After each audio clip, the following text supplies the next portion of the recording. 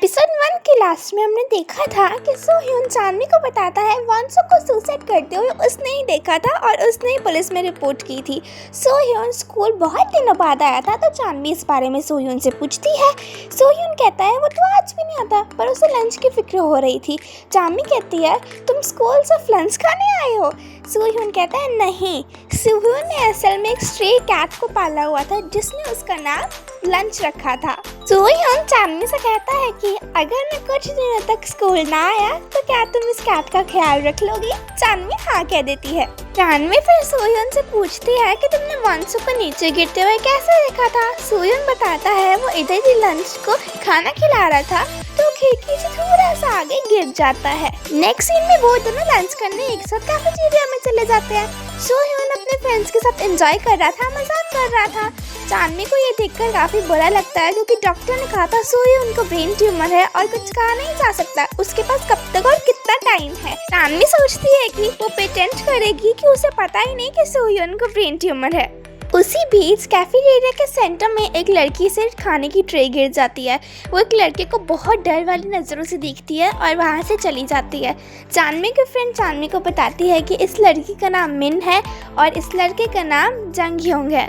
चांदनी की फ्रेंड चांदनी को ये भी बताती है कि मिन और जंगयोंग एक साथ फोटोग्राफी क्लब में काम करते थे, पर एक दिन जंगयोंग ने मिन को बहुत बुरे तरीके से बुली किया था। इस वजह से मिन बहुत डरती है जंगयोंग से। जंगयोंग के खिलाफ कोई क्लू नहीं मिल पाया इसलिए उसको बस ट्रांसफर कर दिया। फिर पता नहीं वो वापस स्कूल में कैसे आ गया, ये किसी को नहीं पता था। एक सीन में हम देखते हैं कि जंगयोंग के दोस्त उससे कह रहे होते हैं अब वॉन्सुक तो मर गया तो इस कारण अब पूरे स्कूल के गुंडे तुम हो।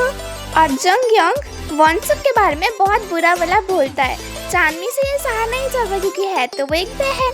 वो जंगयोंग के पास जाती है और कहती है तुम एक मरे हुए इंसान के बारे में ऐसा कैसे बोल सकते हो, तुम्हें शर्म नहीं आती। जंगयोंग को कोई फर्क ही नहीं पड़ता, वो तो हंसना चालू हो जाता है और कहता है ये मेरा मुंह है, मैं जो मर्जी बोलूं, तुम्हें क्या तकलीफ हो रही है। चांदनी जंगयोंग को बहुत बुरा भला सुनाती है, बहुत ज्यादा बोलती है, रुकती नहीं है। जंगयोंग को उसके ऊपर इतना गुस्सा आता है वो उसके ऊपर हाथ उठाने ही वाला होता है। साथ में ही एंट्री होती है जेबम की और वो चांदनी को बचा लेता है। जेबम जंगयोंग से कहता है कि एक मरे हुए इंसान के बारे में तुम ऐसे कैसे बोल सकते हो। चांदनी बिल्कुल सही कह रही है। माफी मांगने के बजाय जंगयोंग जेबम के पीछे ही पड़ जाता है और कहता है तुम तो ग्रेजुएशन भी नहीं कर पाए, तुम तो चुप ही रहो। उसी वक्त ओसंग आ जाता है और कहता है कि मैं प्रिंसिपल को तुम्हारी कंप्लेंट कर दूंगा। इसलिए फिर जंगयोंग चुपचाप वहाँ से चला जाता है प्रिंसिपल के डर से। नेक्स्ट सीन में हम देखते हैं कि सोह्यून अपने डॉक्टर के पास जाता है। डॉक्टर उसे इमेजेस के थ्रू बताते हैं जिस जगह पे ट्यूमर है अगर हमने ऑपरेट किया तो पैरालाइज हो सकता है, इसलिए कोशिश यही रखनी है कि मेडिसिन से ट्यूमर ठीक हो जाए। सोह्यून पूछता है हेडेक के अलावा इसके सिम्टम्स क्या हो सकते हैं। डॉक्टर बताता है कि तुम अपने पर्सनालिटी में चेंज देखोगे, तुम्हारे बीच में अग्रेशन आना चालू हो सकता है या फिर कई बार मन काफी उदास हो सकता है या फिर कई बार काफी हैप्पी हो सकता है। बस तुम अपने आप को शांत रखना। दूसरे सीन में हम देखते हैं कि चांदनी अपनी शूटिंग गन की प्रैक्टिस कर रही होती है।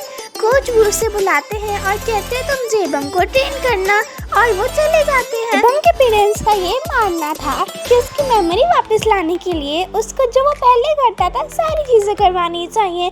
पहले वो शूटिंग क्लब में था इसलिए उन्होंने चांदनी को ट्रेनिंग सौंपी और उसे शूटिंग क्लब एक बार देखने को कहा। नेक्स्ट सीन में हम देखते हैं कि सोह्यून के पास दो लड़कियां आती हैं, एक वो है वियर्ड वाला वाली लड़की और वॉन्सुक की गर्लफ्रेंड मतलब एजंग। वो दोनों सोह्यून को बाहर बुलाती हैं। एजंग सोह्यून से अपना फोन ले लेती है। इनकी बातों से हमें पता चलता है कि सोह्यून को एजंग ने अपना फोन इसलिए दिया था ताकि उसका मैनेजर उसे ट्रैक ना कर सके। जब एजंग अपना फोन चेक करती है तो चांदनी के बहुत सारे मैसेज आए होते हैं। वो मैसेज में कह रही होती है उसने वॉन्सुक के बारे में जानना है। सोह्यून कहता है वो उससे भी वॉन्सुक के बारे में पूछ रही थी। इधर हम देखते हैं कि चांदनी ने जेबम की हालत टाइट कर दी थी अपनी टफ ट्रेनिंग से। उसी वक्त उधर ओसंग आता है और चांदनी को कहता है बस उसकी मेमोरी वापस लाने के लिए ट्रेनिंग करवा रहे हैं, तुम तो उसकी जान ही निकाल दोगी। ओसंग चानवी को यह भी बताता है कि जेबम की एक्सीडेंट हुई थी, इस वजह से वो 6 महीने तक कोमा में रहा था। वो ये भी बताता है कि उस एक्सीडेंट के दौरान उसके सिर पे गहरी चोट लगी थी, इसलिए वो कोमा में चला गया और उसकी सारी मेमोरी भी चली गई। रोशन कहता है कि स्टफ ट्रेनिंग मत करवाना। चानवी फिर जेबम से पूछती है, ओसंग के सामने क्या मैंने तुम्हें टफ ट्रेनिंग करवाई? जेबम कहता है कि उसे बिल्कुल टफ नहीं लगा और वो आगे भी ट्रेनिंग करने को रेडी है। जब चानवी वापस हॉस्टल आती है तो सोह्योन उसका वेट कर रहा होता है। चानवी उसको देखकर डर जाती है। सोह्योन बोलता है कि तुम्हारा और वंसु के बीच में रिलेशन क्या है, तुम सबसे उसके बारे में पूछती क्यों रहती हो? चानवी बात टालने की वजह से कहती है कि वो बस शूटिंग क्लब में मिले थे और कुछ नहीं। हमें नेक्स्ट डे का सीन दिखाया जाता है कि सोह्योन के सिर में बहुत तेज दर्द होती है, इसलिए वो क्लास से बाहर चला जाता है। काफी देर तक सोह्योन नहीं आता तो चानवी को उसकी फिक्र होती है, तो वो उसके पीछे पीछे जब वॉशरूम जाती है तो एक वॉशरूम के नीचे से ब्लड आ रहा होता है। चानवी को लगता है ये सोह्योन का है, वो दरवाजा पीटना चालू हो जाती है। साइड से सोह्योन आता है और वो कहता है क्या हुआ? सोह्योन चानवी को उठाता है और वो देखती है कि मिन ने सुसाइड अटेम्प्ट किया है। सोह्योन अपनी शर्ट उतारकर उसके बाजू में बांध देता है और उसे जल्दी जल्दी हॉस्पिटल लेकर जाया जाता है। मौके पर सोह्योन और चानवी थे तो उनसे डिस्कस किया जाता है क्या हुआ और आपने कैसे देखा उसको। कि वही डिटेक्टिव थी जिसके पास वंसु का केस आया था। चानवी उस डिटेक्टिव से रिक्वेस्ट करती है कि वो बिल्कुल ना बताए कि वंसु का भाई है, वरना कोई उसे बताएगा नहीं और वो इन्वेस्टिगेशन नहीं कर पाएगी। डिटेक्टिव उसे बोलती है कि तुम मानती क्यों नहीं, तुम्हारे भाई ने सुसाइड किया है, वो केस क्लोज हो चुका है, तुम क्यों पीछे पड़ी हो? पर वो मानती नहीं। नेक्स्ट सीन हमें हॉस्पिटल का दिखाया जाता है। मिन के डैड काफ़ी ज़्यादा परेशान होते हैं, वो मिन को देखकर काफ़ी ज़्यादा दुखी होते हैं। वो स्कूल आकर हल्ला कर रहे होते हैं कि ऐसा मेरी बेटी के साथ क्या हुआ, तो उसके हाथ काटने की नौबत आ गई। आप उस लड़के को इधर से भेजते क्यों नहीं हो? उसने मेरी बेटी के साथ कितना बुरा किया है। लड़के को सिर्फ इसलिए छोड़ दिया गया था क्योंकि उसकी फैमिली अमीर थी। और उसके डैड रोना चालू हो जाते हैं बहुत तेज से। सारे स्टूडेंट्स उनको देख रहे होते हैं। नेक्स्ट सीन में हम देखते हैं कि एजंग फाइनली चानवी को बोलते हैं कि हम मिलकर वंसु की बात कर सकते हैं। एजंग ने अपनी जगह अपने दोस्त को भेज दिया था, वही अजीब बालों वाली। चानवी ने एजंग की फोटो देखी थी इसलिए वो पहचान जाती है। वो जब उसके बारे में पूछती है, असल में इस लड़की का नाम तेसंग होता है। तेसंग विग लगाकर अपने भेष को बदलकर आई होती है चानवी से मिलने। तेसंग बताती है चानवी को कि तुम इन सोमी से मिलो, तुम मुझसे मिलकर बहुत बड़ी गलती कर रही हो, मुझे कुछ भी नहीं पता इन सब के बारे में और ना ही एजंग को। चानवी फिर सोमी से मिलने जाती है। सोमी बताती है कि जब मुझे वंसु की डेथ की खबर मिली तो मैं बहुत ज़्यादा खुश हुई थी क्योंकि वो बुली था एक और उसने मुझे काफ़ी बुली किया था। मेरे सीक्रेट्स को पता लगाकर वो मुझे ब्लैकमेल करता था, वो बहुत ज़्यादा बुरा था। चानवी को अपने भाई के बारे में ये सुनकर बहुत बुरा लगता है और वो सोमी से भाई के बिहाफ पर माफ़ी मांगती है। नेक्स्ट सीन में हम देखते हैं कि तेसंग अपना भेष बदलकर मिन से मिलने हॉस्पिटल आती है फ्लावर्स लेकर।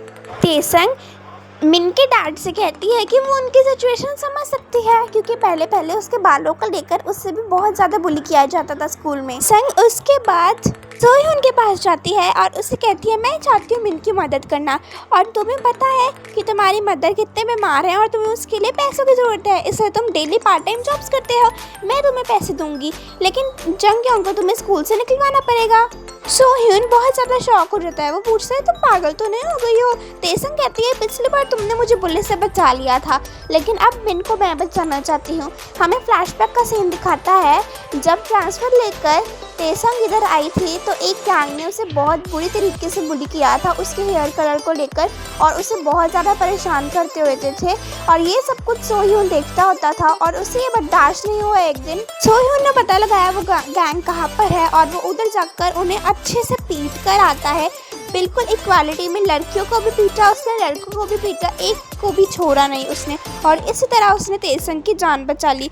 उसके बाद हम नेक्स्ट सीन में देखते हैं कि तेसंग हॉस्पिटल में एडमिट होती है और उसे बहुत ज़्यादा चोट लगी होती है। सोह्योन ने उन लड़कियों से कहा था कि तुम तेसंग से माफ़ी मांग लो तो मैं तुम्हें बख्श दूंगा। जब वो तेसंग के पास हॉस्पिटल आए थे तो तेसंग ने उन लड़कियों को बहुत ज़ोर ज़ोर से थप्पड़ मारे थे। सोह्योन पीछे से देखकर सेटिस्फाई हुआ कि तेसंग की बहुत बुरी हालत थी। अब हमें प्रेजेंट में लाया जाता है। तेसंग कहती है प्लीज़ तुम उसको मारो और उसे स्कूल से किसी तरह से निकलवा दो ताकि मिन अच्छे तरीके से जी सके। तेसंग ये भी कहती है तुम अपना टाइम लेकर सोचो और वहाँ से चली जाती है। नेक्स्ट सीन में हम देखते हैं कि सोह्योन को नर्सिंग होम से फोन आता है और एक नर्स बताती है कि इनकी मॉम को निमोनिया हो चुका है और वो बहुत ज़्यादा बीमार है। जब वो अपनी मॉम को नर्सिंग होम देखने जाता है तो वो काफ़ी दुखी होता है क्योंकि उसके पास इलाज करने के पैसे नहीं थे। इसलिए वो सोचता है कि वो तेसंग के ऑफर को एक्सेप्ट कर लेगा और अपना भेष बदल कर अपने मुंह को ढककर वो जंगयोंग के घर चला जाता है ताकि वो उसे सबक सिखा सके।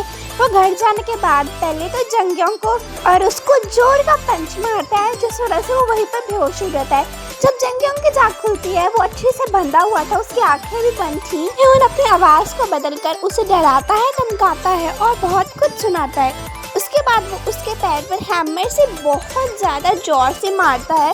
उस वजह से उसका पैर में से खून आना चालू हो जाता है और उसको बहुत ज़्यादा पेन होती है। जंगयोंग को मारते मारते सोह्योन को एक फ़ोटो दिखती है जो मिन की थी। असल में वो मिन को और ब्लैकमेल करने के लिए उसकी प्राइवेट फ़ोटोज़ कलेक्ट कर रहा था। फिर तो सोह्योन को इतना ज़्यादा गुस्सा आता है वो उसका पूरा का पूरा पैर तोड़ देता है। और यहीं पर हमारा एपिसोड 2 खत्म हो जाता है। अगर मेरी वीडियो पसंद आई तो लाइक कीजिएगा, शेयर कीजिएगा, सब्सक्राइब कीजिएगा। बाय।